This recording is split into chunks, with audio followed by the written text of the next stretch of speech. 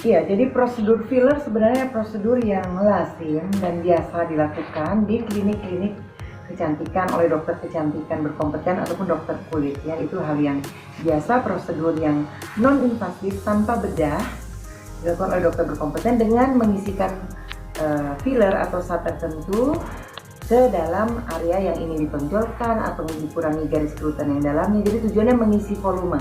Jadi orang tampaknya lebih muda atau dagunya lebih bagus atau bibir yang tipis kelihatannya lebih tebal, lebih penuh, atau bibir yang berkerut-kerut misalnya kan tampak tua, jadi tampak lebih muda, tampak lebih sehat tentunya. Nah, prosedur ini lazim dilakukan dan efek sampingnya sangat minimal, bahkan setelah tindakan orang bisa langsung kembali bekerja, kembali ke kantor, kembali beraktivitas. Tentu saja ada yang harus diikuti, misalnya tidak boleh menyentuh-nyentuh bagian yang habis disuntik. Kemudian kalau tidak sengaja tersentuh atau misalnya kita berada di tempat yang berdebu, kita harus langsung membersihkan. Jadi sebenarnya ini prosedur biasa, prosedur medis yang tidak menimbulkan efek samping yang sampai infeksi misalnya. Itu berarti ada sesuatu yang miss, yang salah pada saat pelaksanaan atau sesudah. Nah, ini dok, ini kan Iya, sebenarnya tidak ada hubungannya dengan di anestesi apa tidak menurut saya, tapi lebih kepada apa yang disuntikan, apa fillernya itu jenisnya apa. Karena filler yang lazim digunakan adalah yang mengandung hyaluronic acid. Tentu saja dengan kemajuan zaman mungkin ada yang baru-baru, tapi semuanya yang boleh dipakai adalah yang sudah mendapatkan izin dari badan terkait. Jadi kalau di Amerika tuh dia udah mesti ada FDA approved, di certified. Kalau anti-aging dari World Council misalnya, dan di Indonesia sudah ada dari Badan POM ya, BP POM.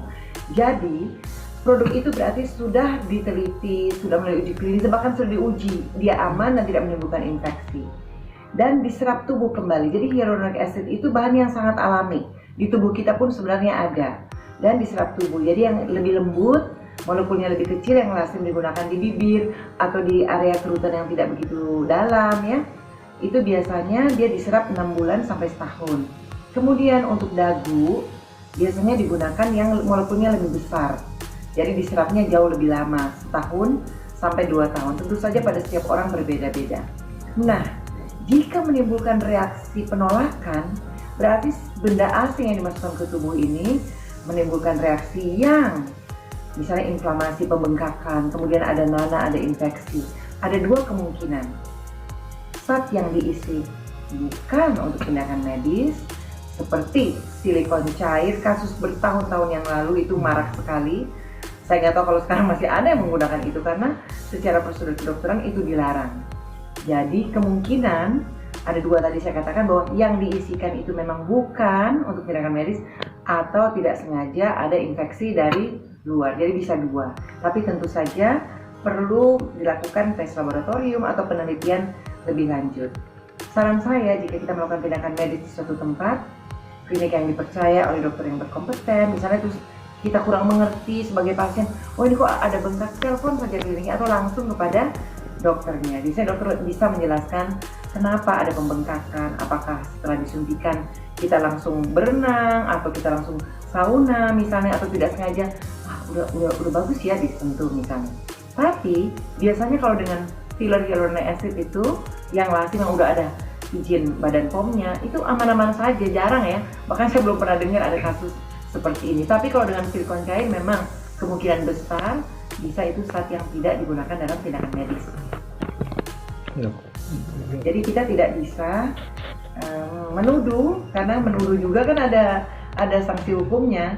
Jadi mungkin harus dibicarakan baik-baik, ditelusuri apakah ada informed consent, karena di saat menyuntikan kepada pasien yang lazim kami lakukan di Finsky Tower atau di Perfect Beauty, tim dokter itu atau dokter yang melaksanakan itu memperlihatkan kepada pasien saya fillernya ini, terus diperlihatkan expired date-nya, terus pada saat membuka segel itu di depan pasien, lazimnya seperti itu.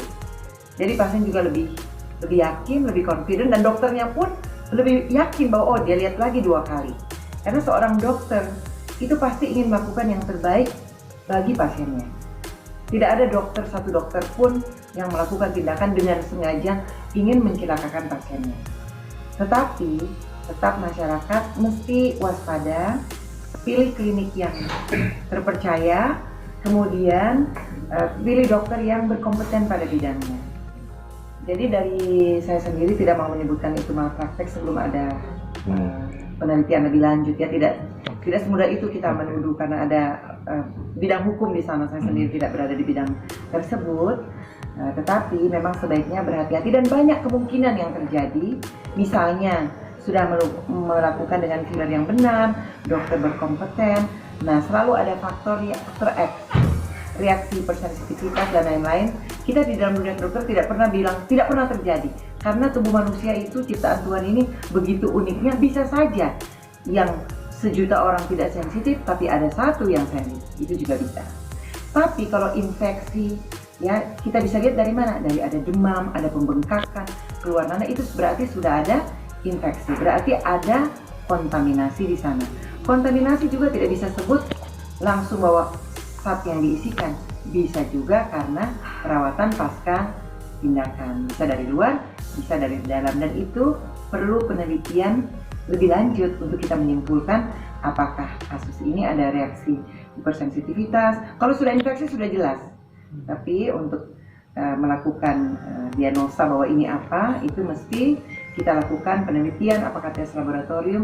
Lebih mudah sebenarnya berkonsultasi langsung dengan dokter yang melakukan sebelumnya. Tapi silikon cair itu adalah zat kimia berbahaya yang hanya digunakan untuk membuat bahan baku oli, bahan baku ember plastik, tapi bukan untuk disuntikan ke wajah dan bukan untuk tindakan medis, estetik atau kecantikan dalam dunia kedokteran. Oh iya, benar sekali. Jadi kulit itu atau bagian di bawah kulit tidak boleh diisikan sembarang cairan ya. Jadi bisa kita, oh ini kayaknya padat di bawah. Tidak, bahkan produk yang digunakan pun itu sudah melalui uji laboratorium, kemudian uji klinis, ada tingkat 1, 2, dan 3, tergantung badan mana ya, karena tiap badan di dunia itu punya syarat yang berbeda-beda. Tapi itu melalui uji medis, uji klinis tidak semudah itu gitu untuk disuntikan ke wajah manusia. Jadi harus berhati-hati. Jadi pasien harus waspada. Karena itu lebih mudah sebenarnya adalah menyuntikan ke dokter yang berkompeten. Karena sebagai dokter pasti akan berhati-hati dan memilih produk mana yang boleh disuntikan, produk mana yang sesuai dengan prosedur tindakan medis. Itu ada SOP-nya. Jadi sebelum tindakan medis, kita harus berkonsultasi dengan dokter kesayangan kita mau apa. Jadi saya ingin dagu saya kelihatan lebih menonjol, boleh saja. Dan untuk kelihatan lebih seimbang, kelihatan lebih bagus, atau ingin mengurangi garis senyum, nah itu dokter akan menyarankan tindakan filler dengan menyisirkan volume di bawah kulit dengan tentu saja zat yang aman, yang sudah mengandung yang tidak berbahaya ya, tidak mengandung zat berbahaya, ke bawah kulit dengan prosedur medis di ruangan yang steril, bukan ruang bedah. Kalau filler cukup ruangan tindakan bedah minor, tapi harus steril. Itu disuntikan kepada pasien. Setelah itu pun pasien itu akan diberi saran pasca perawatan filler apa yang boleh, apa yang tidak boleh. Ya, Prof sarankan kepada masyarakat luas, kepada para pemirsa juga yang menonton acara ini, bahwa tindakan kita untuk merawat kecantikan, untuk membuat kita lebih muda, itu sebenarnya hal yang wajar, hal yang baik saja, tetapi harus tetap waspada dan berhati-hati. Konsultasi dulu dengan dokter yang berkompeten, dokter kesayangan kita atau yang direkomendasikan oleh teman atau keluarga yang kita percaya, di klinik yang terpercaya, kemudian dilakukan di tempat yang steril dengan prosedur yang sesuai dengan tindakan medis kedokteran. Jika ada yang mungkin menurut kita kurang jelas, jangan ragu untuk menanyakan kepada dokter Anda, karena dokter yang baik selalu akan dengan senang hati menjawab pertanyaan pasien dan memberikan inform concern, keterangan sebelum tindakan tersebut. Dan ingat juga, setelah tindakan dari dokter, walaupun semuanya sudah steril, jangan menyentuh wajah. Kalau terlanjur misalnya sambil nunggu mobil ada debu, biasanya klinik akan atau minta bekal alkohol swab untuk kemudian kita bersihkan, tentu saja dengan tangan yang dalam keadaan bersih dan steril. Setelah itu, ingatlah setiap melakukan tindakan medis, lakukan konsultasi terlebih dahulu. Jadi jangan hanya ikut-ikut teman, perlu atau tidak. Kemudian setelah konsultasi, pikir dengan matang, akan dilakukan foto before after sebelum tindakan supaya kita bisa membedakan. bagi kami sendiri di Klinik Sitaur kita melakukan bukan yang foto tapi video before after. Sebelum dan sesudah tindakan, dan pasien harus menuruti nasihat dokter ataupun nasihat dari perawat di klinik tersebut pasca tindakan apa yang boleh dan tidak boleh dilakukan. Setelah filler, jangan memegang-megang wajah, jangan langsung olahraga berkeringat, misalnya terus pengen naik sepeda yang lagi tren itu boleh, tapi setelah 3-4 jam lukanya sudah menutup dengan sempurna. Setelah itu pun cuci muka, dibersihkan lagi di daerah yang bekas di filler tersebut. Jadi cantik itu tidak hanya dari luar tapi juga berasal dari dalam. Mau cantik, lebih mudah, tentu saja boleh dengan dokter yang berkompeten di klinik yang terpercaya dengan menggunakan produk-produk yang sudah mendapatkan izin.